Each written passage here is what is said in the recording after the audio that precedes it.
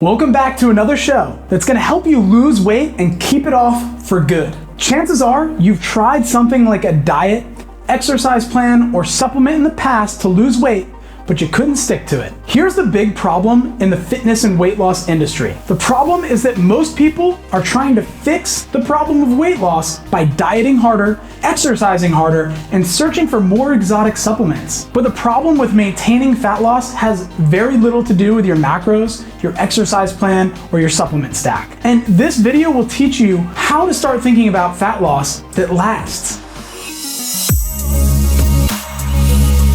One of the keys to losing fat in a way that lasts comes from plastic surgery. But I don't mean liposuction and a tummy tuck. There is a phenomenon that happens where some plastic surgery patients cannot see the change after their operation when they look in the mirror. They'll go back to their doctor and say, "You put me through the surgery and I don't look any different." Even if they're shown their before and after photos side by side, they still cannot see the difference their doctors made. The same goes with fat loss. Why might this be? Dr. Maxwell Maltz has the answer. He's a plastic surgeon and the author of one of the most influential personal development books ever written. He recognized the problem lies in patients' self-image. It hasn't changed. He may have performed physical plastic surgery, but what the patient actually needed was mental plastic surgery. If a patient believed that a scar on his face from a dog bite as a child made him look evil, he may have developed a negative self-image and acted in a way that lined up with his negative self-image. For example, if he didn't advance in his career or missed a promotion opportunity, perhaps he'd blame his scar for making him look evil and that he was unliked by people. This negative self-image of being unlikable may have driven this man to get the scar repaired with plastic surgery. But after the surgery, two things might have happened. Either this patient releases the old self-image and blossoms into the man he wants to be, or holds the negative self-image and acts the same way despite the scar being repaired. I found the same outcomes occur with fat loss clients. Some clients lose the fat and then blossom into a new self-image of a confident person who is consistent with their eating habits, who moves regularly, and still enjoys eating. And then others lose the fat because they stuck to their program, but their self-image hasn't changed. They let negative self-talk bully them into believing they don't have what it takes to stay lean. And so they self-sabotage at the first opportunity. They don't see themselves as the type of person who is consistent with their eating habits, so they are inconsistent with their eating habits. They don't have self-confidence and therefore still cave in with the slightest breeze of peer pressure while eating out. They may still even hold a picture in their head that it's hard to maintain their new body. So when they try to follow their maintenance habits, they do it in the hardest way possible. The problem is, when you hold a negative self-image, you're focusing too much on what you don't want. And unfortunately, what you don't want is exactly what happens. That's because our subconscious mind will act in accordance with our self-image. The subconscious mind is automatic, like a computer. It takes what your conscious brain feeds it, and it acts quickly without our conscious input. So what does that mean for fat loss?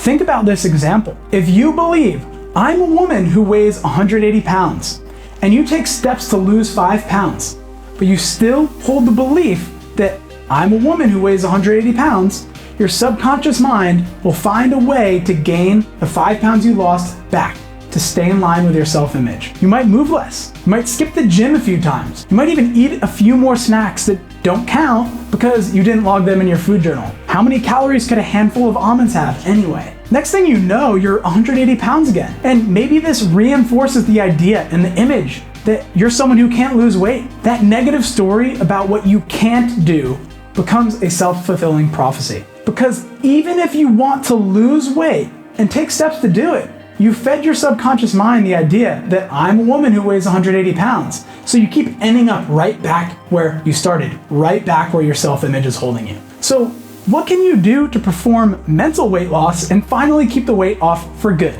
There are a number of ways to achieve this, and all of them involve changing your self-image. We now take every Beyond Macros client through exercises that over time change their self-image so that when their body physically changes, their mind is already there too. So here are your steps.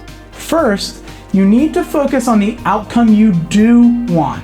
If your goal is to weigh 150 pounds for the rest of your life, focus there. I'm a woman who weighs 150 pounds. A side note here is that it also helps to avoid another unhealthy aspect of fat loss, where the obsession becomes seeing the scale drop and seeing how far can I take this, rather than reaching a healthy weight you're happy with and that's easy to maintain. So put all your focus and energy and emotion into the positive outcome you want. Visualize it.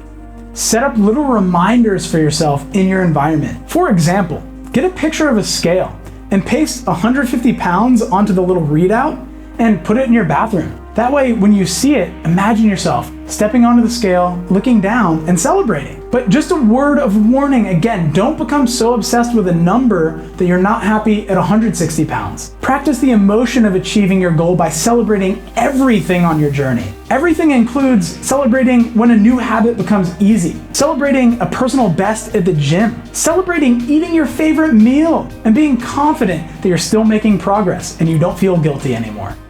Second, now that you have the positive outcome you want to achieve, create that story in writing. Do it in the present and in the affirmative. Instead of, I will be 150 pounds for the rest of my life, the story should read, I am 150 pounds every morning when I wake up, and it's so easy to maintain. I still eat the foods I enjoy, I love how good my mood is with the movement I'm doing, and I feel so capable of dealing with whatever life throws my way. The more detail and the more emotion, the better. Don't worry about focusing on the steps to get there too much. Feed your subconscious brain these new images, and it will help you get there automatically. And on an ongoing basis, keep your ear out for the inner talk, that inner self-talk you use. Do you beat yourself up after eating a cheat food? Do you use words like cheat food? Do you use phrases like I can't, I'll never, or I'm not? Or do you find yourself creating imagery of what you don't want to happen? If any of these things show up, show yourself a bit of compassion.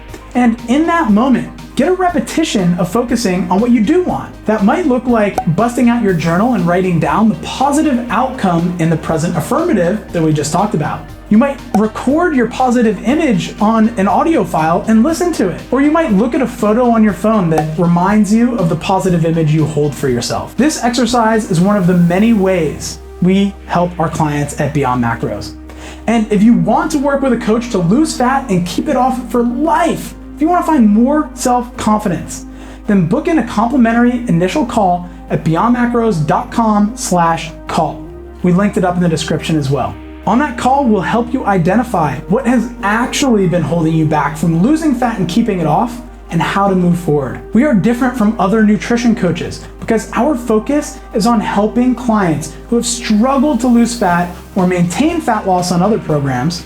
And if this is your first time trying to lose fat, we'll make sure you get it right the first time. I hope this video is a game changer for you. Until next time, much love and keep shining.